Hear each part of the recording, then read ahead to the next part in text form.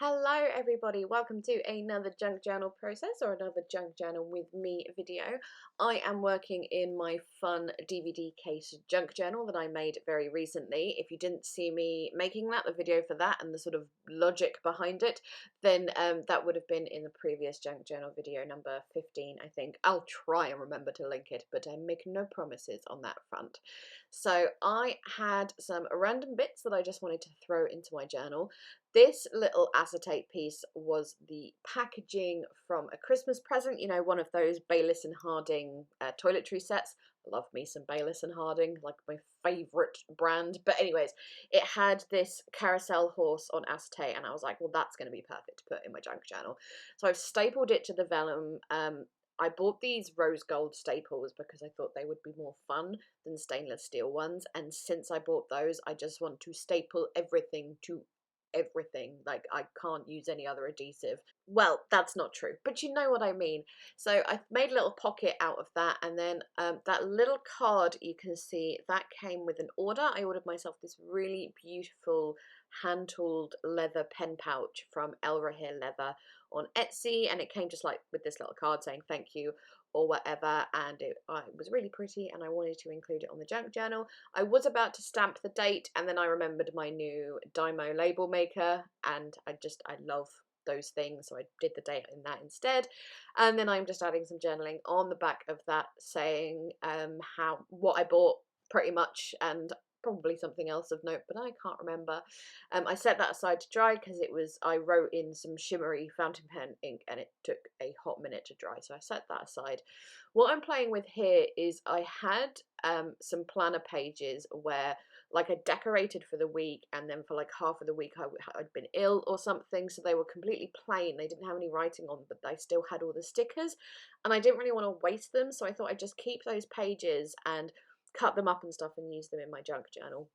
So that's what that little piece was. And then I just added some bits of washi here and there to stick it down to the vellum. And then turning to the other side of the vellum, I've got this thing where, because obviously you can see through vellum, even if it's patterned, you can see the back of things, which was fine for that card I did the journaling on, but not so much for the back of that little planner page. So I've just ripped a scrap of random paper and like a little sticky note that came from who knows where, and another little piece from that planner page, and I've just kind of done something basically the same size as what's on the other side of the vellum, so you don't get any ugly see-through, I suppose you could call it. I also went around the edges with all those little bits and pieces with Distress Oxide in Bundled Sage because it just went really, really nicely with the colour of that green pattern vellum. Really quickly here, I am just going to shove in a little thank you card I received from someone into my journal. There was this little sort of 3/4 size page, which I thought would work well for the size of that card. But if I just stuck the card straight on it, you would get an awkward white edge around it. So I'm taking some red polka dot washi just because the card itself is red, and it's a good excuse for me to use some of my red washi because it's not really one of my colours and I don't use it very often, so when there is a chance to use it I will just jump at that opportunity.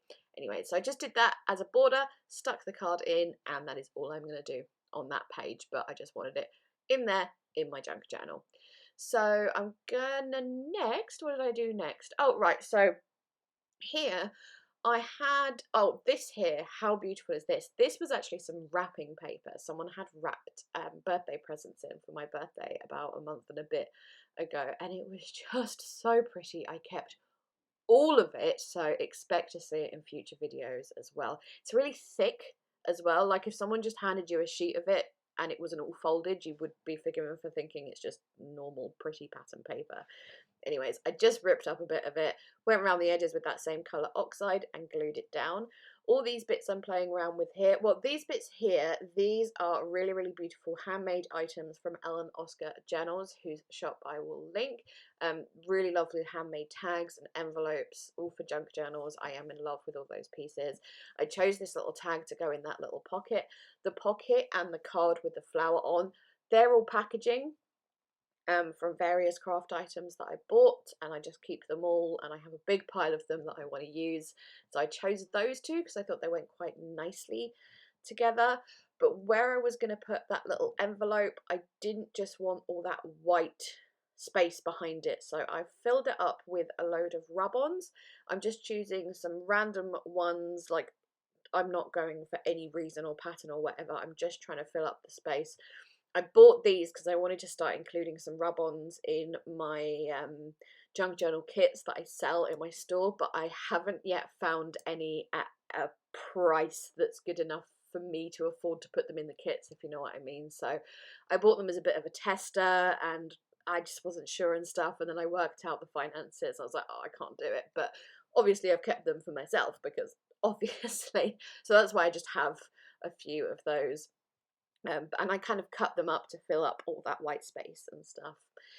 Here I am, that other card there with the flower on, I have backed that with some black cardstock, and I'm just going to do like a little swatch page. I bought myself some new inks. They're the Dewdrop Versa Magic inks, the really chalky ones.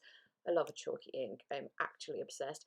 The one I really wanted was the white, but then they were really quite cheap on Amazon, so I got a few more colours as well. So I just thought I'd do a little swatch page. I see quite a lot of people doing this in their journals and junk journals, and it's something I never remember to do, and I always like the way it looks, so I thought I would do that. So yeah, just swatching them on the black because the chalky colours look particularly nice on the black. Using a fountain pen that's got some white ink in it to put the names of the colours down. And then once that was done, I set that aside for a few minutes because those inks do take a while to dry, especially the way I just like smushed straight from the ink pad onto the cardstock like that. They were very thick and wet. So yes, putting that aside, I thought I'd do some collaging on the tag that I was going to put in that little pocket, taking some stickers out from this Dilutions sticker book. I think there's another one out now, like they bought another one out a yearish ago. This is the first one, so I just thought I'd add a few of those pretty ones there. And then I also have those Dilutions, I can't remember what they're called. They're like little word phrase stickers. Some of them are quite planary related, some are more general, but they're kind of like the Tim Holtz snarky comment ones. Probably not quite as snarky, but it's that same kind of theme in that they're more fun and playful rather than more poetic, I suppose you could call it.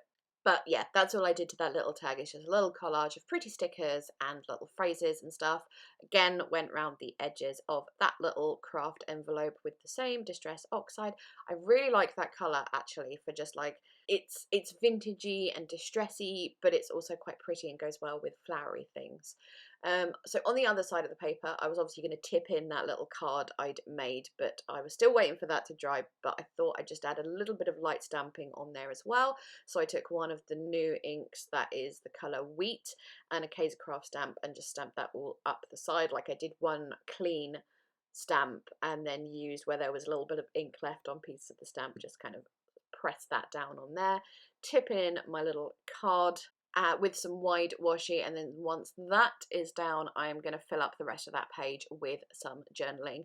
And as what happens, as I'm just quickly stamping the date, and that ink is archival ink in peat moss. Again, I thought that like toned down green would go really nicely with the colour theme. But yes, started journaling, and what happens every time I start journaling, a cat comes along and actually got his paws on the wet ink and smudged it. But that's just, honestly, I cannot sit down and journal without that cat jumping onto my desk. I swear I'm not setting this up for the camera. It genuinely happens every time. Anyways, with those pages done, I'm just going to do a quick little sort of prep of a page here, just finish off with this. So this is just a random pretty little napkin, and I'm going to decoupage it onto this page. I was just taking off those two backing layers. The way I'd cut it meant there was going to be a little bit of the white card sticking out from behind it, so I've just added this really pretty pink wide washi because I thought the pink flowers went with the pink of the napkin. And as I said, I am just going to decoupage that straight down onto that thing, just because it's kind of just preparing for another page one day, because I wanted to do it with using PVA glue over the top as well. It was going to need some time to dry and blah.